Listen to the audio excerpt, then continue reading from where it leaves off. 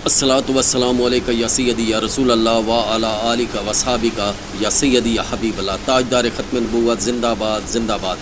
आज से पहले मैंने अपने एक ब्लॉग के अंदर महकमा बिल्डिंग बकर की करप्शन के हवाले से बातें की थी कि यहाँ के इंजीनियर्स कौन सा चांद चढ़ा रहे हैं, ठेकेदार कौन सा चांद चढ़ा रहे हैं, SDO एक्सियन कौन सा चांद चढ़ा रहे हैं। लेकिन वो एप्लीकेशन दी गई एंटी करप्शन में, लेकिन वो भी सत्तू पी कर सो रहे हैं, किसी किस्म की कोई कार्रवाई नहीं हो रही। अगर उन्हें बुलाया भी जाता है तो वो चक्कर लगाते हैं, वापस आ जाते हैं, लेकिन कोई एहलकार किसी तरह से भी यानी कोई काम नहीं हो रहा। फिर हमने एप्लीकेशन और दी, उसमें हमने ये भी कहा कि जी आप जन्नावाला से लेकर जन्नावाला RHC BHU से लेकर रास्ते में जितने RHC BHU आते हैं पुल 214 तक, उन सबको चेक किया जाए कि उनमें दरवाजे कौन कौन से लगे हैं, किस लकड़ी के दरवाजे लगे हैं। यहाँ पर इन्होंने जो पेमेंट लिया वो हैशवुड की लिए कि हैशवुड के दरवाजे लगाए जाने, लेकिन वहाँ पर पड़तल की लकड़ी के दरवाजे लगाए गए, पड़तल की लकड़ी के दरवाजे लगाए गए हैं। बाहर हैशवुड का जो गुटका लगा दिया गया, फेस गुटका जो है वो हैशवुड का लगा हुआ है ताकि हाथी के दांत दिखाने की और खाने की। और अंदर उसके क्या है कोई नहीं। हमने बार बार कहा है कि एंटी करप्शन की टेक्निकल टीम आए, आकर उन तकरीबन इनको यूसुफ शाह, RHC बहेल, मुल्ला वाली, खान सर, मुस्लिम कोर्ट, जन्नावाला, बड़ंगा, इन सब को चेक करें। इन सब के फेस गुटका देख लें, आपको साफ नज़र आ जाएगा कि जो BHU RHC DHQ के जो फेस गुटके लगे हुए हैं वहाँ से आपको सब कुछ ज़ाहिर हो जाएगा कि उसमें क्या कुछ है। आपको टाइल्स का अंदाज़ा हो जाएगा कि टाइल्स कहाँ से परचेज़ की गई, लोकल परचेज़ की गई हैं।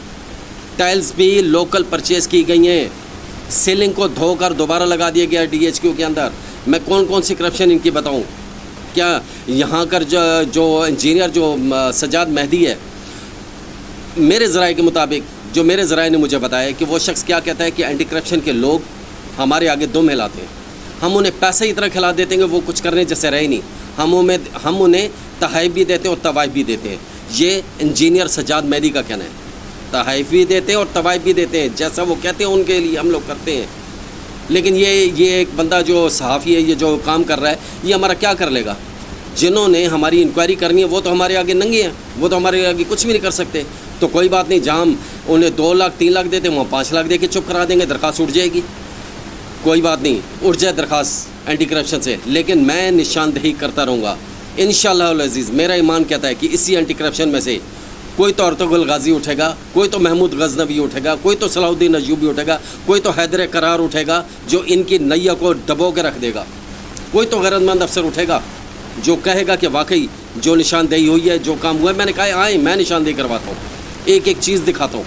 लेकिन टेक्निकल टीम भी सो रही है, एंटी करप्शन के ऑफिसर्स भी सो रहे हैं। शायद मुझे तो यहाँ तक लगता है कि सजाद मेहदी इंजीनियर जो कहता है ना, वो किसी हद तक ठीक भी है कि शायद वो इसीलिए ना हमें बुलावा आता है, ना हमारे लिए इंक्वायरी होती है, ना कोई बैठा जाता है, ना उसके बारे में कोई मालूमात ली जाती है कि किस किस चीज़ की इंक्वायरी करें। आए DHQ BHU RHC के अंदर आए ना, आके देखें कि किस चीज़ का काम हुआ है, सरिया कितना डला हुआ है, कंक्रीट कहाँ की इस्तेमाल हुई है, टाइल्स कहाँ की इस्तेमाल हुई है, बजरी कहाँ की इस्तेमाल हुई है, कहाँ सरगोदा का जाता है आती कोला जाम से, कहा ये कहते हैं जी फला सरिया मुल्तान से आएगा, लिया से जाता है। अब जिस चीज़ की कोटेशन भरी जाती है वो चीज़ तो नहीं आ रही। यहाँ पर इसी सज्जाद मेहदी ने साबिक जो इनके एक्सियन थे आसिफ ताहिर बाजवा साहब, उसके ख़िलाफ़ यहाँ पर उसने कैंपेन चलाई। ठेकेदारों को, इंजीनियर्स को, कॉन्ट्रैक्टर्स जितने हैं उनको, स्टाफ को, सबको इकट्ठा करके उसके ख़िलाफ़ हड़ताल करवाई ताकि मेरी करप्शन पे पर्दा डल सके। उसने अपनी करप्शन पे, अपने दोस्तों की जितने भी उसके साथ उसके कुलीग्स हैं जो काम करते हैं, उन पर करप्शन पे पर्दा डालने के लिए उसने यहाँ पर हड़ताल करवाई। बाकायदा यहाँ पर एक मुहिम चलाई गई, हड़ताल करवाई गई, यहाँ पे हफ्तों हड़ताल चली गई यहाँ पर, ताकि उसकी करप्शन पे पर्दा डाल सके। लेकिन मैं ये निशानदेही करता रहूँगा। ये अलम मैंने जब उसकी करप्शन का उठाया है, और बहुत से ऐसा एक सजाद मेहदी नहीं, ऐसे बहुत से इंजीनियर्स हैं, बहुत से कॉन्ट्रैक्टर्स हैं, बहुत से SDOs हैं। अभी हाशमी साहब को देख लें, उसकी कौन सी वो दरिया खान का चार्ज, उससे देख लें दरिया खान की इंक्वायरी करवाएं, बखर की इंक्वायरी करवाएं, सब कुछ दूध का दूध पानी का पानी सामने हो जाएगा कि दरिया खान में वो कौन सा चांद चढ़ाता रहा है, बखर में कौन सा चांद चढ़ा रहा है। जो शख्स आते ही 12 बजे है ऑफिस के अंदर और 2 बजे चला जाता है, 12 बजे आएगा 2 बजे चला जाएगा, क्यों कि उसके ज़ाहिर SDO सीट पर बैठा हुआ है, वो हाथी है, वो शेर है, अंडा दे बच्चा दे, उसकी मर्ज़ी, SDO है ना। लेकिन कोई उस पर कानून लागू नहीं होता। फिर बहुत से ऐसे एसडीओज हैं जो अपनी मर्ज़ी करते हैं, अपनी मर्ज़ी से आते हैं, अपनी मर्ज़ी जाते हैं। बहुत से ऐसे एक्सियंस हैं जो अपनी मर्ज़ी से आते हैं, अपनी मर्ज़ी जाते हैं। हमारे बखर का जो इस टाइम एक्सियन है उसका देख लें, जब मर्ज़ी है लाहौर चला जाता है, जब मर्ज़ी है वो हारूनाबाद चला जाता है, जब मर्ज़ी है वो पिंडी पेशावर चला जाता है। यहाँ पर आए लोग साइल रोल रहे होते हैं अपने कामों के लिए, लेकिन वो सीट पर साहब मौजूद नहीं है।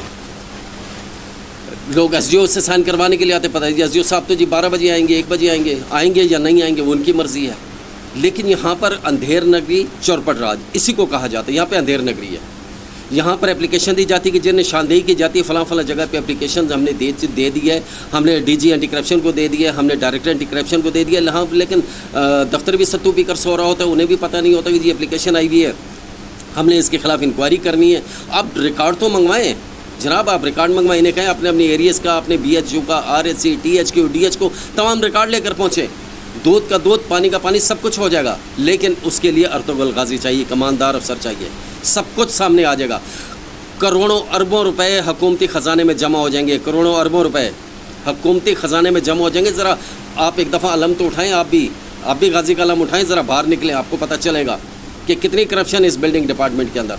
मुझे थ्रेट्स आती हैं, मुझे फ़ोन्स कॉल आती हैं, यही इंजीनियर, यही कॉन्ट्रैक्टर अपने रखे हुए जो इनके पालतू हैं उनको फ़ोन करवाते हैं कि जनाब इसको धमकी दो। वो मुझे धमकी देते हैं कि तो हमारे लोगों के खिलाफ एप्लीकेशन देता, हम तुझे देख लेंगे, तो रास्ते पे जा रहा होता है, तेरी गाड़ी को हम तेरी बाइक को हम लोग टक्कर मार के तुझे मार देंगे, तुझे हम रास्ते में कुट मारेंगे, ये करेंगे वो करेंगे। मुझे मुख्तलिफ कॉल्स आती हैं, लेकिन जो रात मेरी कब्र में वो बाहर नहीं आएगी, वो रात मेरी कब्र में ही होगी।